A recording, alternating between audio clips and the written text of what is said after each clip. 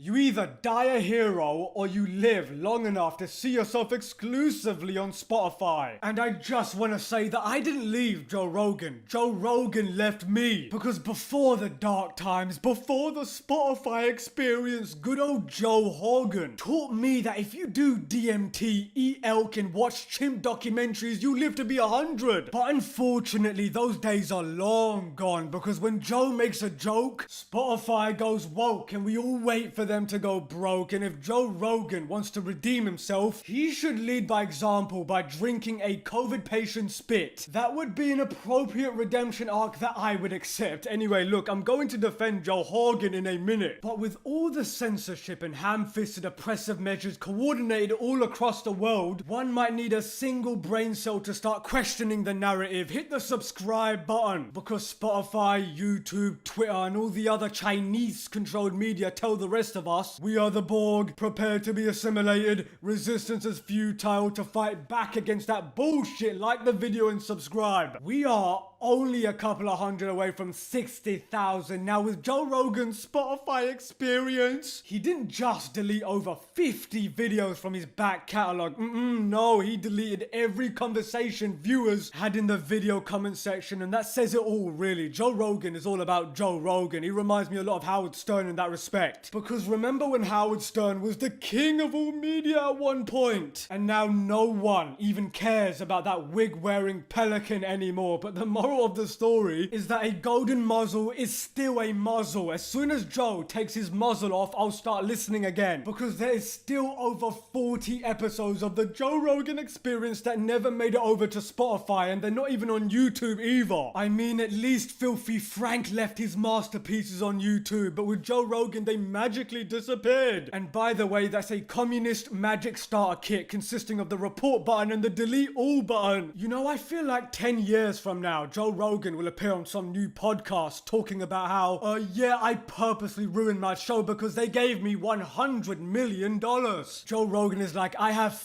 you money, and Spotify is like, cool story, bite down on this. Because Spotify didn't pay $100 million for Joe Rogan's voice. No, they paid for his silence. The message they're sending is like, oh, it's okay, big tech, you can censor me as long as you pay me enough money for it. Anyway, what gets me about Joe though is that he partly built his platform on the whole free speech principle. So if he's perfectly fine with Spotify removing some of his episodes, then don't lie about it. Just own it. Go ahead, make your concessions, Joe, make your money, but never ever lie to the fans. You absolutely blew it because men of character don't bend the knee to censorship. This pretty much confirms why I already knew that there's always a price for selling out. But when you work for yourself, you make the rules because most organs can be bought on the black market for the right price. But a spine? Oh, a spine is still priceless, remember that. Now let's actually defend Joe Rogan for a second. The SJWs are very angry at Joe Rogan, so it must be another day ending, and why? Because Joe Rogan could literally say, in my opinion, water is wet, and the psycho far left and the Twitter weirdos would lose their minds because Joe Rogan, when you think about it, is the crown jewel of cancellations to the cancel cult. Because if they could bring him down, it would be like bringing down the final piece of the Jedi Order. It's funny to me because I think Joe Rogan is a liberal, but he's a far right winger according to other liberal weirdos. Just because he talks to conservatives and has, I don't know, something called common sense. Because reason and logic are 4-letter words to the SJWs. They yell and scream and make a big fuss and self-defeat, and it's always your fault for noticing. That's what narcissists do. Because SJWs have been accidentally disproving their own points for years. But here's a pro tip. If you want to corner one in an argument, let them keep trying to explain their point of view. Because everyone is allowed their opinion. It just has to be the correct opinion, says the Twitter attack dogs. That only exist to be enraged. And when you're not even allowed to speak about something, you know they're trying to hide something. Oh yes, America, the land of the free. I'm so glad that you guys can say what's on your mind over there. How dare Joe Rogan tell people to use their brains and think for themselves? They must be afraid, be very afraid, or else. Because God forbid people question the medical industrial complex complex and they're gods. Let me make this as crystal clear as possible. If you can't question science, then it ceases to be science. Now, it goes without saying that you should be asking your doctor as opposed to any weirdo on TV, but Joe Rogan simply stated a fact. Nothing he said was incorrect. But you have some morons out there that are saying, how dare Joe Rogan talk about this? He's not a medical expert,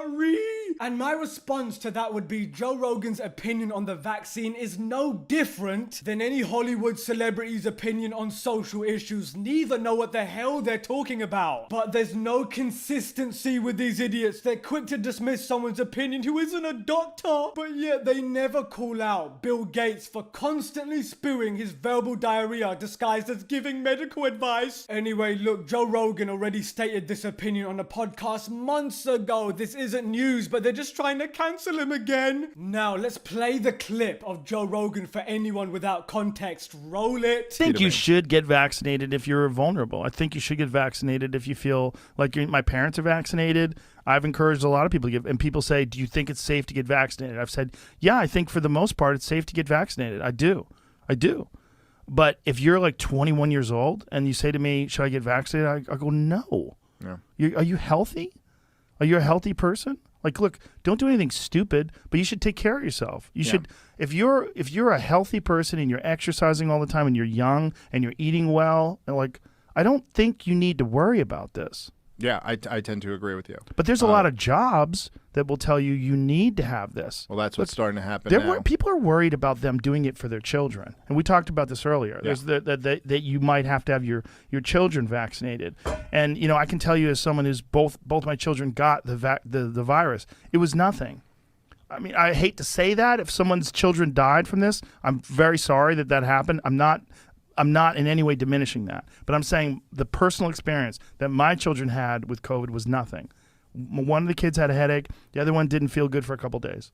Yeah. Like maybe, I mean, not feel good. Like no big deal. No coughing. Right. No achy. No like in agony. There was none of that. It was very mild. It was akin to them getting a cold. Yeah, and you can... Now, what Joe Rogan just said is what every other expert preaches when it relates to health. It always comes back to eating right and exercise, but of course the overweight lard asses on Twitter are allergic to the words exercise and diet. You know, I think that the brightly colored purple hair dye seeped into their already empty brains and removed all common sense. The far left is like, oh, it's my body, my choice. And then also the far left is like, how dare you not wear a mask inside your own house even though you live alone. You don't care about people. Anyway, look, Mr. Joe Rogan isn't technically wrong here. People really don't understand how much a healthy immune system can fight off. But if you're a 50-year-old, 300-pound wildebeest living in a pool of your own piss and then yes, that's different. But Joe isn't talking about you now, is he? Very clearly. One of the best ways to control what people think is to lock them indoors, isolate them where they can only hear what the media tells them. And of course, never let them interact with other normal human beings to get an idea of what reality around them is really like. And on that bombshell, thank you all for watching. Mannix out.